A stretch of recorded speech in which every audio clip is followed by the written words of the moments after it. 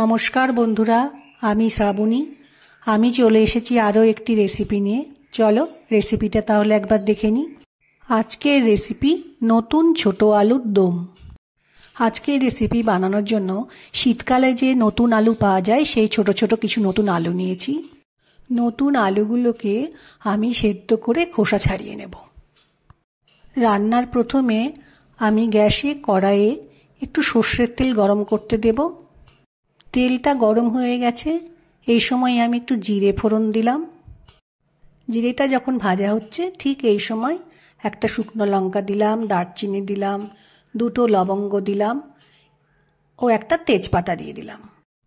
এবার ফোড়নটাকে একটু ভালো করে ভেজে নেব। ফোড়নটা দিয়ে যখন ভালো গন্ধ বেরোবে ঠিক সেই সময় কেটে রাখা একটু পেঁয়াজ দিয়ে পেঁয়াজটাকেও কিছুটা সময় একটু ভাজবো।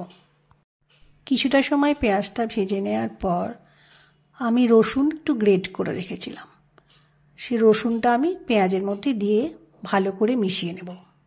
পেঁয়াজ ও রসুন ভাজা হয়ে গেলে একটা বড় টমেটো আমি পেস্ট করে রেখেছিলাম, সেটা পেঁয়াজ রসুনের মধ্যে দিয়ে দিলাম। টমেটো পেস্ট দেওয়ার পর কিছুটা সময় রান্নাটা করে নেওয়ার পর আমি এবার এক এক করে মশলাগুলো দিয়ে দেব। প্রথমে দিলাম পরিমাণ মতো নুন, এবার দিলাম হলুদ গুঁড়ো, এবার দিলাম ঝালের জন্য লঙ্কা গুঁড়ো, এবার দিয়ে দিলাম রঙের জন্য কাশ্মীরি মির্চ পাউডার, জিরে গুঁড়ো দিলাম, ধনে গুঁড়ো দিলাম।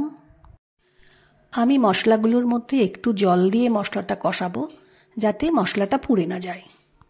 মশলা খুব ভালোভাবে কষানো হয়ে গেছে। ঠিক এই সময় সেদ্ধ করে রাখা আলু দিয়ে মশলার সাথে খুব ভালো করে মিশিয়ে নেব। মশলার সাথে আলুগুলোকে ভালোভাবে মিশিয়ে নেওয়ার পর আমি একটু গরম জল করে রেখেছিলাম, গরম জলটা আলুর মধ্যে দিয়ে ভালো করে মশলার সাথে মিশিয়ে নিয়ে আমি একটু সময় ফুটতে দেব।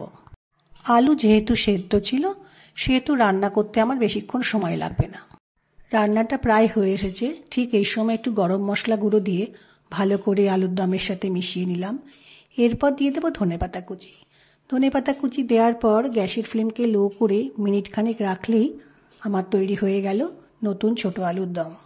এই রেসিপিটি লুচি, পরোটা, ফ্রায়েড রাইস, পোলাও সবার সাথেই বেশ ভালো লাগে। রান্নাটা হয়ে গেছে, এবার আমি একটা পাত্রে ঢেলে রাখবো। আমার আজকে এই রেসিপিটি ভালো লাগলে লাইক, শেয়ার ও সাবস্ক্রাইব করো। ভিডিওটা দেখার জন্য ধন্যবাদ। ভিডিওটা আজ এখানেই শেষ করছি। ফিরে আসছি আরও একটি রেসিপি নিয়ে।